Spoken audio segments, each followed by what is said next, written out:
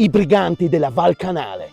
Au, gringos! Canal del Ferro e Val Canale furono luoghi particolarmente in vista per i briganti. Nelle contrade alpine, piccoli delinquenti, uniti in gruppi di pochissime persone, intercettavano e derubavano i viandanti che passavano lungo la via. I briganti più pericolosi appartenevano alle famiglie più potenti. Molte sono le cronache che testimoniano il ruolo eversivo che avevano i primi abitanti del castello di Fusine, un luogo isolato inaccessibile, degna tana per i banditi, che ne fecero un ottimo deposito per i beni razziati e un nascondiglio strategico. Due luoghi erano noti per le imboscate: Cocao e San Leopoldo. Si racconta che un ricco mercante doveva raggiungere il capezzale della moglie moribonda in direzione Villacco. Nella piana di Cocao si accorse di essere inseguito da due banditi e si promise che se fosse riuscito a scamparla, in quel luogo avrebbe costruito una chiesa.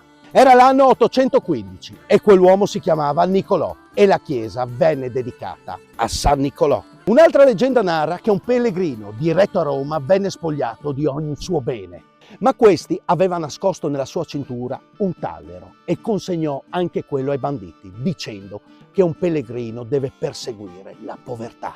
I banditi si vergognarono a tal punto che abbandonarono quella vita e costruirono una chiesetta in legno che quelli del posto la chiamano la chiesa dei ladroni.